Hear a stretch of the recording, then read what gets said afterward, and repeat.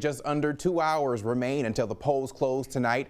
All right, you can see how gloomy it is outside. Jeff Morrow, you've got a lot of watches and warnings to tell people about. This is the base of the tree and how tall it is, much taller than me. The hospital is no longer on lockdown. That was lifted in just the last 10 to 15 minutes. A lot of new developments since the last time we talked at 4 o'clock. Some are calling the videos a pre-K fight club. So this is how one of those traffic bingo cards looks. So let's pretend I am a police officer. So if I stop somebody texting while driving, that's a box. If I stop somebody with an expired driver's license, that's another box. Is that the United States Supreme Court denied Jesse Hoffman's stay for his execution, so that means it could start in the next few minutes. The starting salaries are abysmal, calling it like putting a bandage on a gushing wound. Tonight, we are shining a light on the dozens of streetlights that just got upgraded. The idea here is to deter theft, but experts say using body cameras may not be the best idea. Some 30,000 people showed up to the Crew of Shenandoah parade last year. You can see the big crowds are here again. The crew is hoping to duplicate that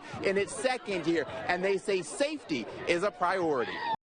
We are giving you a first alert for a Monday morning storm threat that could happen on your way to work or school. Good evening and welcome to 9 News at 10. I'm Deon Guillory. The storm threat coming just a few hours from now. It's all clear at this hour as we take a live look outside through our Sky 9 camera, but we do want you to be prepared for what could come. Jeff Morrow is here with your first alert forecast. And Jeff, what does our threat look like? Well, the LSU women's basketball team season comes to an end after a tough loss in the Elite Eight. The Tigers falling to the #1 overall seed, the UCLA Bruins. We have team coverage tonight, starting with WAFB Sports Director Jacques Doucet in Spokane, Washington. But despite that tough loss, fans had a beautiful day to get out and enjoy watching the Tigers one last time. Ethan Tuttle continues our team coverage with fans who are showing their love after another great season. And there are plenty of positives to take from this season. Coming up later in sports, Kevin Baptiste shows us the Tigers' hard-fought loss to the Bruins. Now to a 9 News alert. Denham Springs police are searching for this 15-year-old you see here. They say she was last seen near Tracy Avenue. We're told she was wearing black leggings and a blue hoodie with a fuzzy black backpack. If you recognize this girl and you know where she might be and you think you can help detectives, call them at 665-5106. It has been a dangerous weekend on the roads with several crashes. The most recent one happening around 8 tonight. We are told one person is in serious condition after this crash. It's near Airline Highway and Segan Lane. Louisiana State Police investigating this one. A road in Zachary just reopened in the last couple of hours after a crash there. Central Police telling us it happened in the 9400 block of Greenwell Springs Port Hudson Road. We're told 5 people were hurt in a 3-car crash. Everyone is expected to be okay. The road was closed for about 2 hours but has since been reopened. One person is dead after investigators say a car hit 3 people in an East Baton Rouge Parish crash. Emergency officials tell us that this one happened overnight around 1:30 near Plank Road and Brady Street. No word yet on the condition of the 2 others who were hit. The identity of the person who was killed has not been released. We're still working to learn more as this investigation unfolds, and you can always stay up to date with this developing story and any others on WFB.com and the 9 News app. State troopers need your help finding a car involved in a hit and run that left one person with serious injuries. Troopers say it happened just before 9 last night on LA 1023 south of LA 63 in Denham Springs. They say the driver of what they believe to be a Toyota hit a pedestrian, drove off, and then left that person on the side of the road. The Toyota is expected to have some front-end damage to the hood, grille, and windshield. If you know anything that can help, call State Police at 754-8500. The man you see here is behind bars after deputies say he crashed into a home and then tried to leave. You can see the damage they say was caused by 38-year-old Darren Jack, including taking down a mailbox and light pole. Livingston Parish deputies telling us it happened around 2 this morning on Pleasant Knoll Drive. Jack faces several charges, including hit and run, possession of marijuana, and operating while intoxicated. He is booked into the Livingston Parish Jail. With Jesse Hoffman declined a final meal, he also declined giving a final statement. We're told he died 19 minutes after the process began, with his spiritual advisor by his side. The victim's family, they were not here for his execution. But tonight, the state attorney general says this shows that she and the governor are fulfilling their promise to the people of Louisiana. Jesse Hoffman is no longer breathing. The convicted murderer put to death tonight in Louisiana's first execution in 15 years, the first one in the state using the method of nitrogen hypoxia. Mr. Hoffman was pronounced deceased by the West Feliciana Parish Coroner's Office at approximately 6:50 p.m. Hoffman was convicted in the rape and murder of Mary Molly Elliott. His lawyers tried every avenue hoping to save his life. Just minutes before his planned death, the U.S. Supreme Court denied his stay. 6:21, the gas was turned on, the nitrogen was turned on. Around 6:23, he did have some convulsive activity, and I was told he may have had even some fine motor stuff after that I personally didn't see from my angle. Nothing that I would say is consistent with pain, nothing that I would say is inconsistent with death. This video provided by the AG's office shows us what the death row area of Angola looks like. 2 red phones are on the wall. We are told one is for a call from the governor, the other the Supreme Court. Neither one rang. Also, a sign warning about the nitrogen hypoxia system. Chairs line a wall for witnesses. Journalists Gina Swanson and John Zimmerman watched the execution play out. That slight movement between 6:35, 6:37-ish. That was my indication, my impression that there was like a slight something happening still, but you could see that, you know, he was dying, if you will.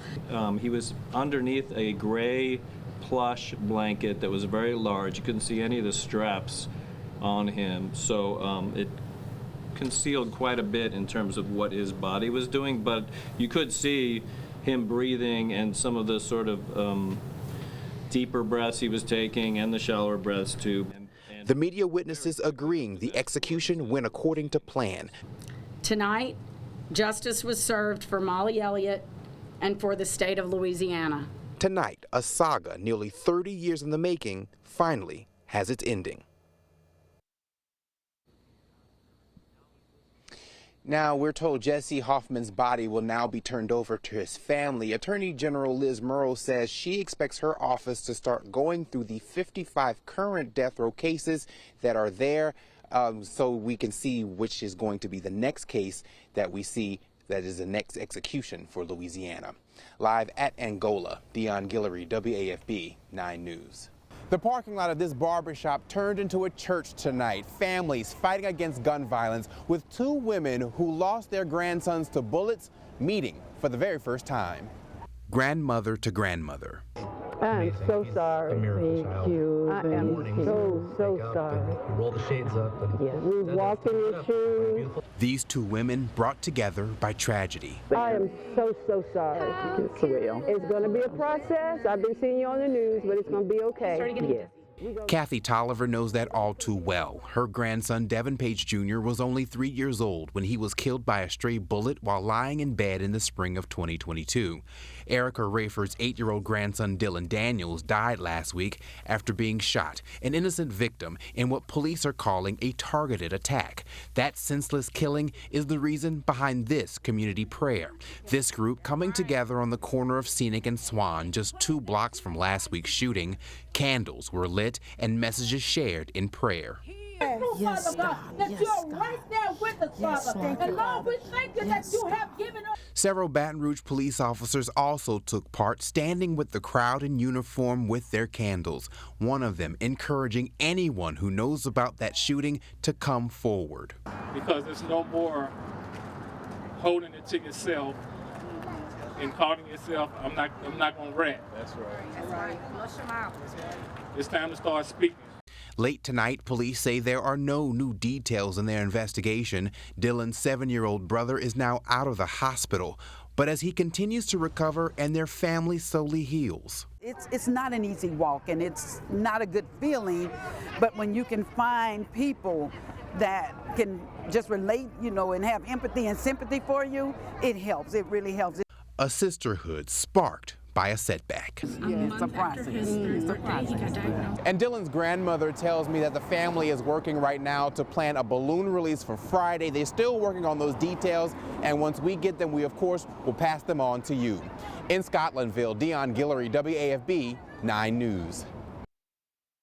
I said, well, let me go and look, and before I can get to her, it just bam. That's the moment Saran Roddy says his life changed. Strong storms rolling through Wednesday morning, causing a massive tree to crash through the building in the back of his late grandmother's house where he and his wife were, breaking both of his legs. The roof fell on the top of me, and she got up under the roof some kind of way. She held it up and got me out of there. So we are now in the neighbor's backyard. I want to give you a little perspective of just how big that tree is. It fell down into a yard 2 houses over. That's how long and tall the tree is. Crashed into the back of the house, this building here, and then take a look at this. This is the base of the tree and how tall it is. Much taller than me. I'm 5'10", so this is very tall. And then look at this.